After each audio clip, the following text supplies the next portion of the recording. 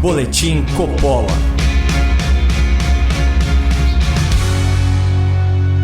Sejam muito bem-vindos ao Boletim Coppola. Eu já vou avisando que o programa de hoje vai ser um pouco mais sem graça, meio morno. Isso porque nosso tema do dia é insosso, quase como um picolé de chuchu. Nos últimos tempos eu tenho sido impactado por uma série de notícias pouco relevantes sobre Geraldo Alckmin, o homem que fundou e afundou o PSDB e agora se tornou cúmplice da esquerda radical nessa missão maléfica de reconduzir Lula e o PT à cena do crime. Como protagonista dessa agressão à moralidade, Geraldo Alckmin parece estar numa cruzada pessoal para bater todos os recordes nacionais e internacionais de constrangimento público. Com uma cara de pau que faria inveja ao Pinóquio, Geraldo aplaudiu o hino da Internacional Socialista, perdeu a voz discursando para uma plateia de pelegos e sindicalistas, vestiu o boné do MST e tenta, a todo custo, apagar o seu passado de críticas e de oposição ao partido Quadrilha e seu líder ex-condenado por corrupção e lavagem de dinheiro. É só uma questão de tempo para que Geraldo Alckmin consiga o patrocínio milionário de alguma marca de óleo de peroba ou lustramóveis. Mas enquanto não chegam os grandes contratos, a sua desfaçatez nos obriga a ressignificar o conceito de vergonha alheia, que é levado a novos patamares toda vez que o companheiro Geraldo se abraça com Lula. A cada subida no palanque do ex-detento, cai a moral do ex-governador, que parece inspirado por aqueles versos clássicos da MPB. Desce mais um pouquinho, desce devagarinho. Certamente Lula, com seus maus hábitos, também deve gostar dessa canção do grupo Companhia do Pagode. Afinal, ela é intitulada Na Boquinha da Garrafa. Mas para quem achava que Alckmin e sua biografia estavam lá no fundo do poço, o velho político mostra que chegou lá de pá e picareta na mão e com disposição de menino para cavar um pouco mais fundo. Desce mais, Geraldo, diriam os colegas do compadre Washington.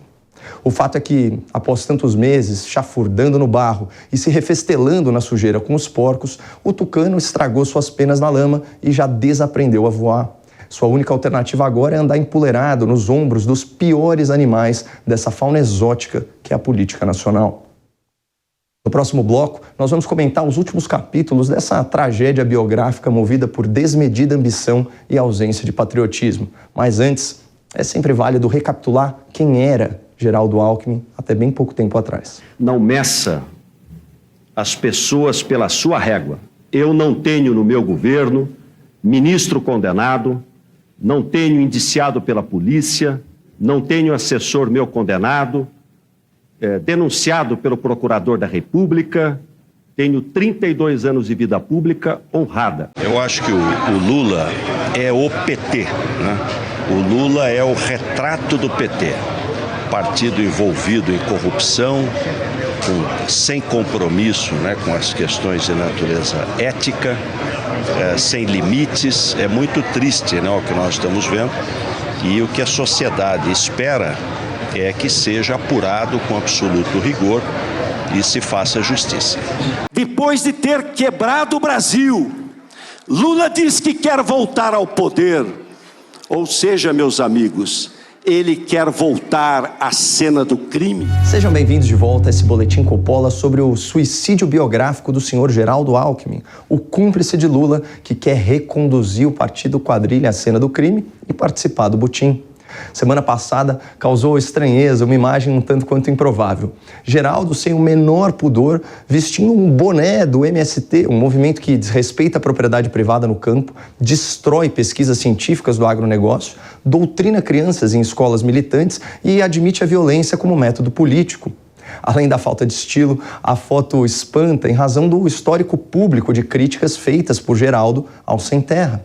Em 2003, o ex-governador de São Paulo afirmou o seguinte, aspas, esse tipo de movimento é, na prática, um movimento contra a reforma agrária. Não serve a uma causa justa. Invadir propriedade é não querer a reforma agrária. Na década seguinte, em 2011, Geraldo foi ainda mais incisivo. Em São Paulo, invadiu, desinvade. E, de fato, o ex-governador paulista instituiu uma política de tolerância zero à violência no campo.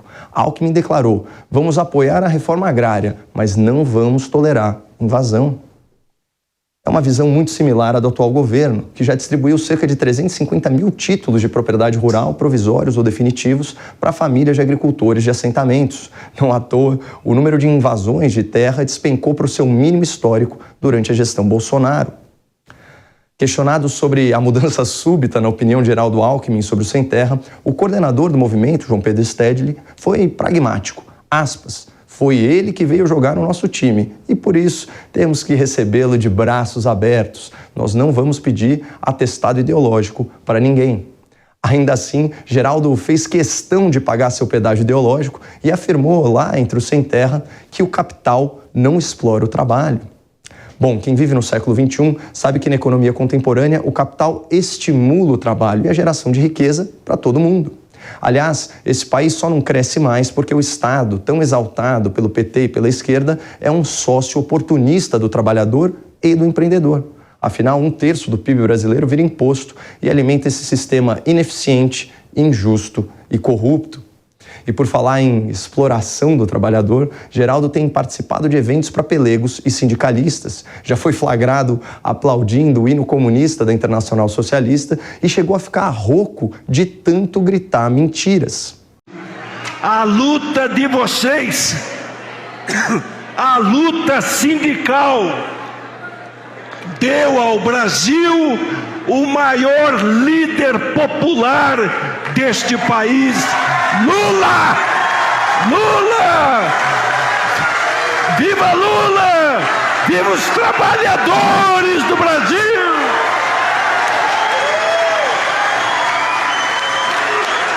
Como vocês puderam atestar, o discurso é tão falso, mas tão falso, que a voz custa sair. Mas aqui a gente até dá um desconto porque Alckmin ainda está se acostumando a berrar e a mentir como um profissional. É nítido o esforço do ex-tucano para entrar na vara dos porcos, mas aos pouquinhos ele vai se credenciando. E o ex-governador Geraldo Alckmin está sendo investigado pela Polícia Federal por suposto recebimento de Caixa 2 no valor de 3 milhões de reais. O possível vice de Lula foi citado em delação feita pelo ex-presidente da Ecovias, concessionária responsável pelo sistema Anchieta Imigrantes, Marcelino Raffard de Ceras. De acordo com ele, os valores foram pagos a título de Caixa 2 ao PSDB em 2010, quando Alckmin foi eleito governador e depois em sua reeleição em 2014, em uma operação envolvendo o ex-tesoureiro Marcos Monteiro. Vale lembrar que tanto Monteiro quanto o Geraldo Alckmin já foram acusados e denunciados por corrupção, lavagem de dinheiro e Caixa 2 durante a Operação Lava Jato. Denúncias de corrupção e uma investigação policial por Caixa 2? Geraldo não poderia ter um cartão de visitas melhor para se enturmar com os petistas. E assim como seus novos companheiros de vermelho, Alckmin tem pé quente quando o assunto é responder à justiça. Vejam só que tremenda coincidência que ocorreu agora, às vésperas da eleição. A Justiça de São Paulo decidiu desbloquear os bens de Alckmin que estavam travados desde 2019, após um pedido feito pelo Ministério Público. O MP havia pedido o bloqueio dos bens de Alckmin por suspeita de improbidade administrativa ocorrida nas eleições de 2014. A acusação apontou que o ex-governador havia recebido quase 8 milhões de reais em doação de campanha e não havia declarado. O timing desse desbloqueio de bens tão providencial é de fazer inveja ao próprio Lula, que também, por coincidência, teve suas ações penais anuladas bem na época da prescrição dos seus crimes e bem a tempo de voltar à cena do crime. Mas, enfim, paulatinamente, Geraldo Alckmin vai fazendo jus ao seu papel e fazendo jus ao seu papelão como vice de Lula. O problema é que ele não pode olhar para o seu passado sem passar vergonha. Não pode olhar para os seus antigos eleitores sem passar vergonha. E convenhamos, não pode olhar para si mesmo sem passar vergonha. Dona Lu Alckmin, é melhor a senhora tirar os espelhos da casa. Muito obrigado, não percam a esperança no Brasil e fiquem com Deus.